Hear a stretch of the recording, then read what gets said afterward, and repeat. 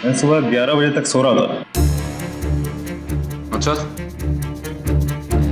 हमने तो सुना है कि तुम रोज सुबह 5 बजे उठते हो और सुबह की नमाज कभी मिस नहीं करते।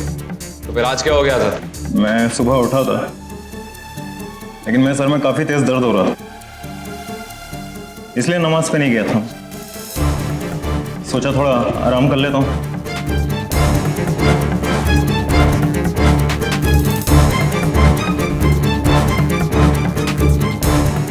Sir Ayesha. Yes Ayesha. Sir आप 1 मिनट के लिए कंट्रोल रूम आ सकते हैं? It's urgent. छोड़ू।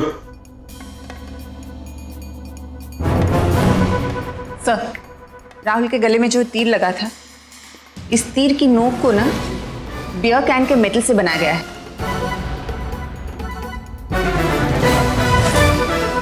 और सरप्राइजिंगली इसके इस कोने में धागा है।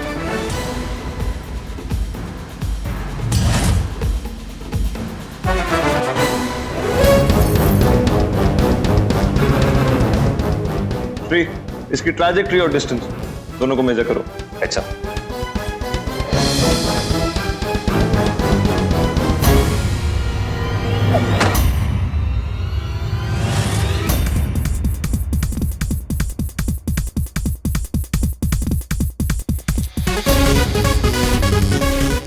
ना श्री, ये तो सच्ची का अर्जुन है। और तुम? श्री। अच्छा, बंद कमरे में इसका ट्रैजेक्टरी 4.5 मीटर्स का है। 4.5 मीटर्स। तो अगर इस बंद कमरे में इसकी ट्रैजेक्टरी 4.5 मीटर, तो खुली हवा में तो और कम रही होगी, क्योंकि उस वक्त हवा की रेजिस्टेंस इसे रोकेगी। यानी अगर इस तीर को खुली हवा में छोड़ा जाता तो तकरीबन 4-4.5 मीटर के बाद इसकी ट्रैजेक्टरी बदल जाती। तो अगर हम मान भी लेते हैं कि फिरोज अपनी पूरी ताकत से इस तीर को छोड़ता, तो सिर्फ 4.5 मीटर के अंदर ही वो अपने टारगेट को एक्यूरेटली हिट कर सकता है। जबकि फिरोज की घर की खिड़की और राहुल अपने घर पे जहां खड़ा होकर पूजा करता है, उस बीच की दूरी तकरीबन 50 मीटर की है। तो फिरोज ने अपने घर से ये तीर चलाया हो इज इम्पॉसिबल। कहीं कुछ छूट रहा है।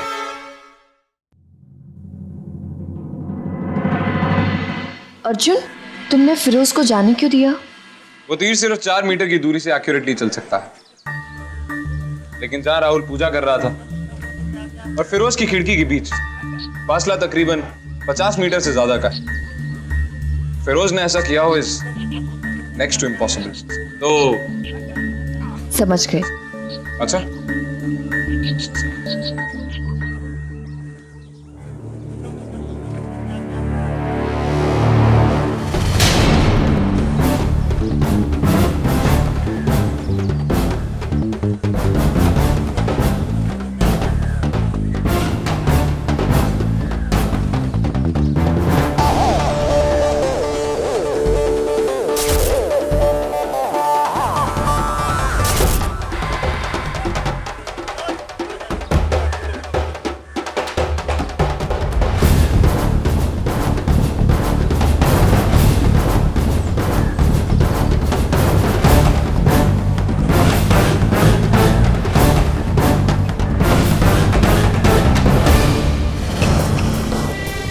इस तीर को लोहे की रॉड के साथ रखकर इलास्टिक को कमान बना के चलाया गया, और ये सब हुआ इस पतली सी नायलॉन थ्रेड की वजह से।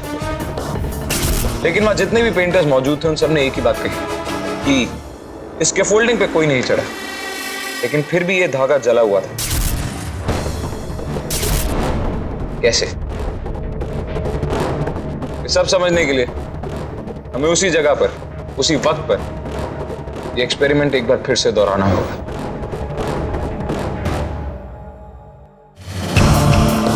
जी।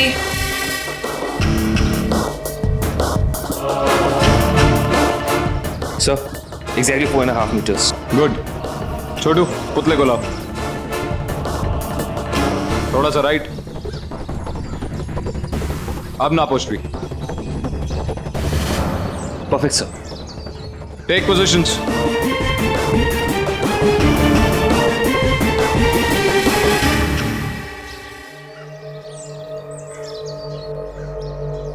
हे गाइस, मैं कब से तुम्हारा इंतजार कर रही हूँ और Sakshi, is it possible for you कि तुम थोड़ी देर चुप रहो?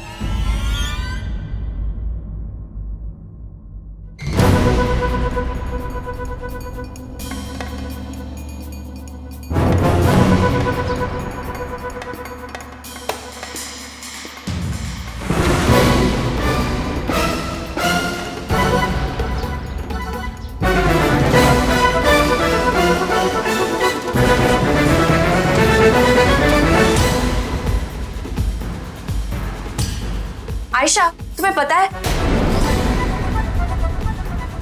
साक्षी,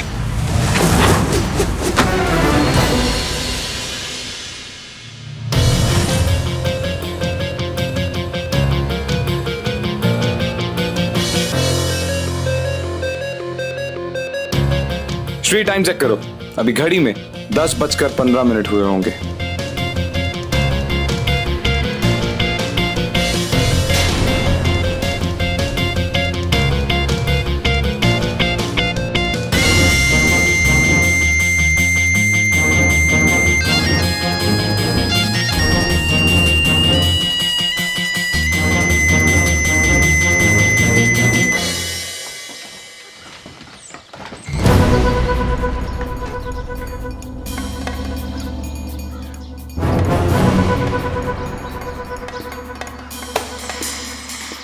धागा जला हुआ है, लेकिन ये जला कैसे?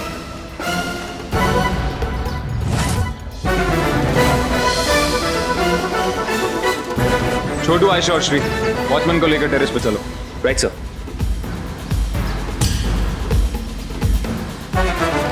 और मैं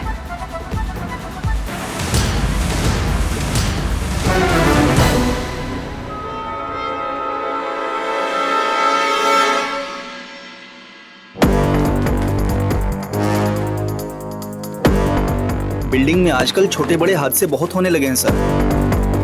कभी चोरी हो जाती है तो कभी केबल के तार काट दिए जाते हैं। परसों ही किसी ने केबल के तार काट दिए थे और तभी से मैंने लॉक लगाना चालू कर दिया।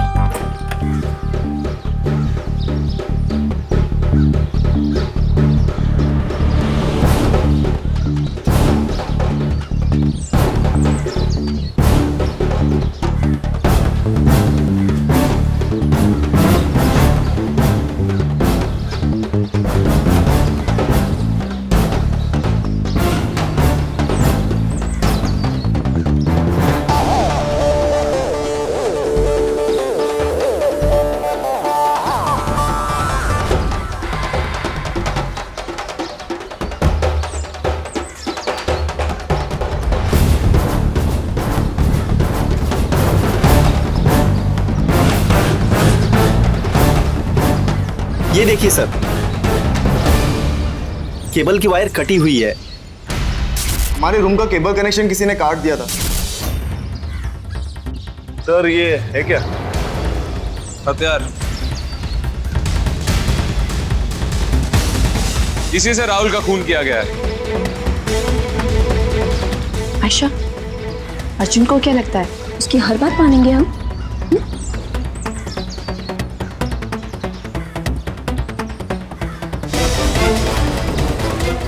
Shri, step up.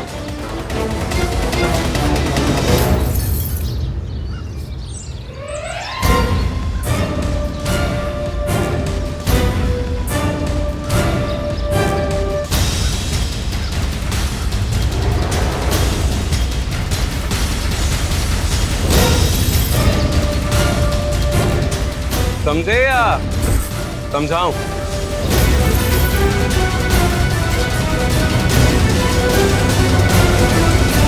सवा 10 बजे बिल्डिंग की ज्योग्राफी के हिसाब से सन यहां कहीं होता है।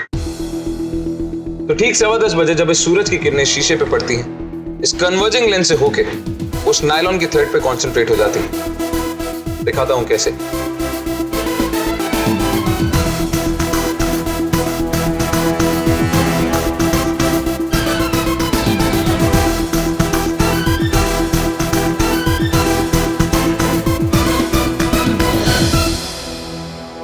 ठीक इस तरह, और इसकी गर्मी से वो नायलॉन की तार टूटती है और वो तीर चलता है। इसका मतलब ये है कि ये कोई ऐसा आदमी ने प्लान किया है जो राहुल को बहुत अच्छी तरह से जानता हो। कोई ऐसा जिसे पता हो कि राहुल हर रोज 10:15 बजे पूजा करने जाता है। वो जो भी है, उसने टेरेस पर शीशा ऐसे लगाया कि ठीक उसी वक्त सूरज की किरणें राहुल की खिड़की तक पहुंची। It's a unique way of killing also. Exactly. ये तो पता चल गया कि ये हुआ कैसे, क्योंकि जिस किसी ने भी ये किया है वो फिजिक्स में बहुत स्ट्रांग है। शीशे और इस लेंस की दूरी और लेंस और इस धागे की दूरी के बीच में एक एग्जैक्ट रिलेशनशिप है, ऑप्टिकल फॉर्मूला। जहां वो पतला सा धागा फोकल पॉइंट है। राहुल के घर की खिड़की और इस छत के बीच में एक तार थी। जिस किसी ने भी किया उसने वो तार काटी ताकि इन दोनों बिल्डिंग्स के बीच की दूरी नाप सके। विकी साइंस स्टूडेंट है, राहुल को अच्छे से जानता भी है। हो सकता है उसने ये सब किया। विकी नहीं हो सकता आयशा, क्योंकि जब मैंने उसके रिपोर्ट कार्ड्स देखे उसके मुताबिक विकी पिछले 3 साल से कंसिस्टेंटली 12वीं में फेल हो रहा है, और वो भी फिजिक्स में।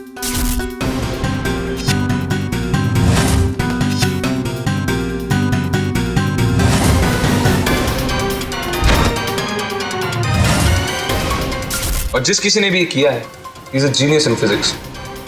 उसकी ऑप्टिक्स के ऊपर नॉलेज बहुत उम्दा है। छोटू, राहुल के जितने भी दोस्त हैं या कोई भी जो उसे जानता हो, या पिछले 1 महीने में जो कोई भी उससे मिला है, उन सबसे चेक करो।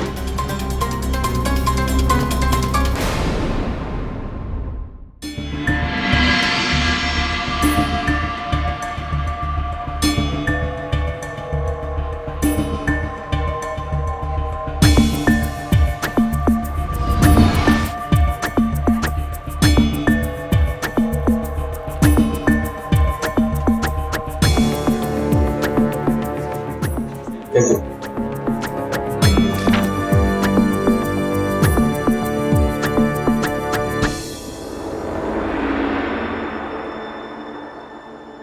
ये छोटे, तेरी बस की बात नहीं है, ये दे। चल ठीक है, ये ले।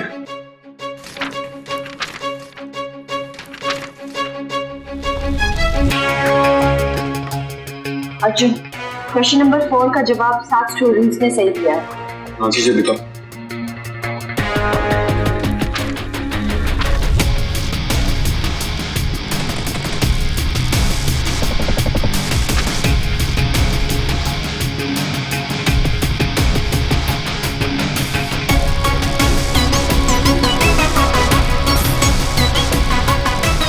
लेकिन इन 7 में से सिर्फ एक ही ऐसा स्टूडेंट है जिसने उस सवाल का जवाब बिना किसी कैलकुलेशन या रफ वर्क के दिया।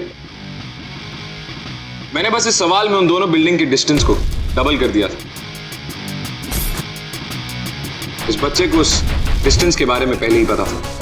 ये क्वेश्चन पेपर इतना डिफिकल्ट था कि 1 घंटे में इसे खत्म करना वाज नेक्स्ट टू इम्पॉसिबल। इसलिए उस टाइम फ्रेम के अंदर इस क्वेश्चन पेपर को खत्म करने की जल्दी में उसने बिना रफ वर्क और कैलकुलेशन के सही जवाब दे दी। उस बच्चे का नाम है गौतम श्रीवास्तव। श्री, कॉलेज के रिकॉर्ड्स में चेक करो, उस बच्चे की प्रोफाइल जरूर होगी। अच्छा,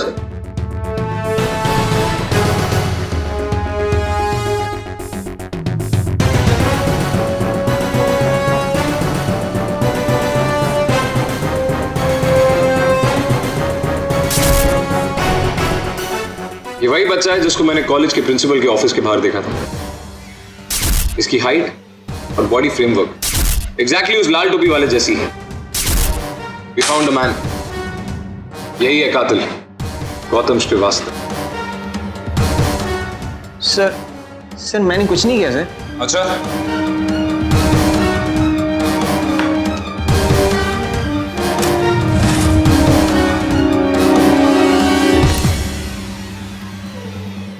ये सब हमें तुम्हारे घर से मिला। इस तार का इस्तेमाल तुमने इसलिए किया ताकि राहुल के घर की खिड़की से उस छत तक का डिस्टेंस नाप सको। राहुल के कत्ल से ठीक 1 दिन पहले तुम पेंटर के पोशाक में राहुल की बिल्डिंग के बाहर गए और वहां जाके एक तीर फिक्स कर दिया।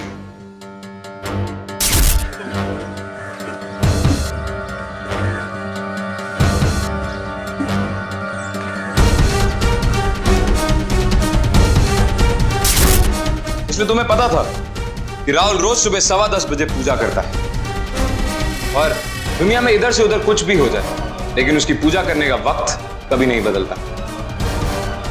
यही नहीं, वो पूजा करते हुए आधे घंटे तक एक ही पोजीशन में खड़ा रहता है। इसलिए तुमने बहुत सफाई से एक तीर फिक्स किया, उसके बाद सामने वाली छत पे जाके अपना कैलकुलेटिव दिमाग लगा के एक शीशा और लेंस फिक्स की।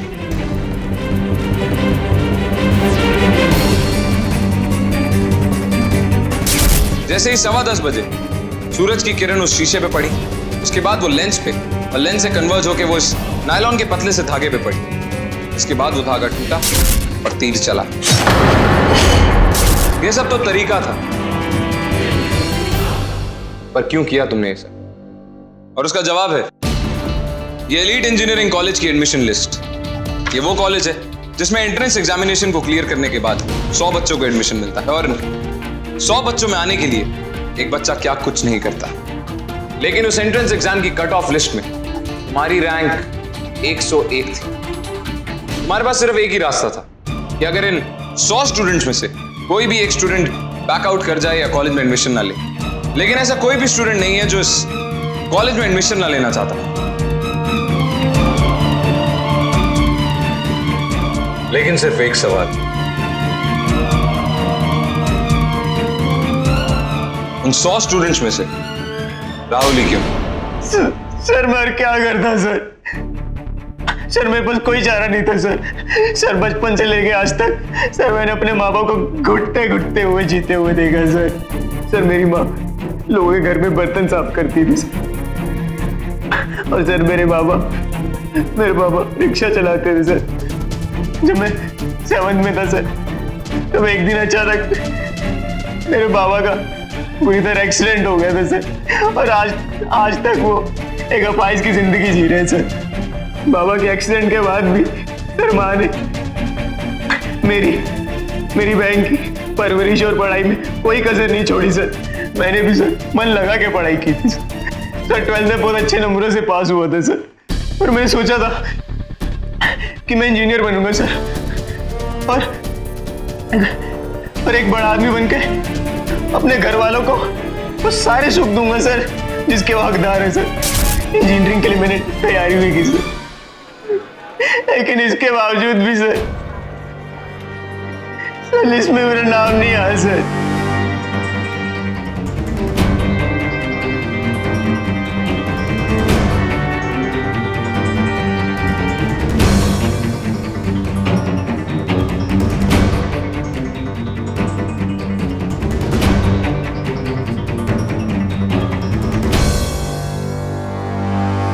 सर इसलिए मैंने सोच लिया था सर मैं मर जाऊंगा सर। मैंने जहर की बोतल पीने ही लगा था कि उसी वक्त मेरी नजर राहुल के आईडी कार्ड पे पड़ी। मैंने सोचा कि अगर राहुल ही मेरे रास्ते से हट जाए तो मेरा एडमिशन हो जाएगा, और मैंने उसे मारने का प्लान बना लिया सर। उसके आईडी पे उसका एड्रेस भी था सर, और उसकी बिल्डिंग में पेंटिंग का काम चल रहा था सर। और सर मैं वहां पर 5 बार पेंटर बन के भी गया था। और सर सारी एक्टिविटीज में सिर्फ एक ही ऐसी एक्टिविटी थी जो हर समय एक ही टाइम पे करता था, और वो थी सर सुबह 10:15 बजे की पूजा। इसलिए सर मैंने एक दिन पहले आके वहां पर तीर फिट कर दिया, और सर राहुल के घर का केबल काट के सामने की बिल्डिंग के टेरेस पे गया और केबल का वायर खींच लिया सर। और सर कैलकुलेशन के हिसाब से मैंने मिरर और लेंस फिक्स कर दिए सर। हमने अंधेरे में तीर चलाया था, लेकिन वो ठीक निशाने पे लगा। हमने कॉलेज के प्रिंसिपल से रिक्वेस्ट की थी इस एग्जाम के लिए, और इस जाल में तुम फंस गए। पढ़ाई एक नई जिंदगी की उम्मीद का दिया है जिसे जलाने से उजाला होता है, बुझाने से नहीं।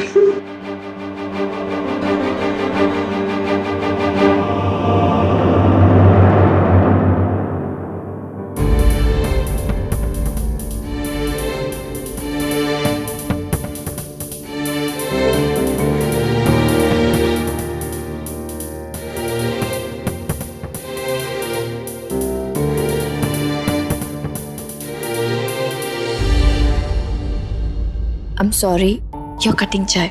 स्माइल, साक्षी।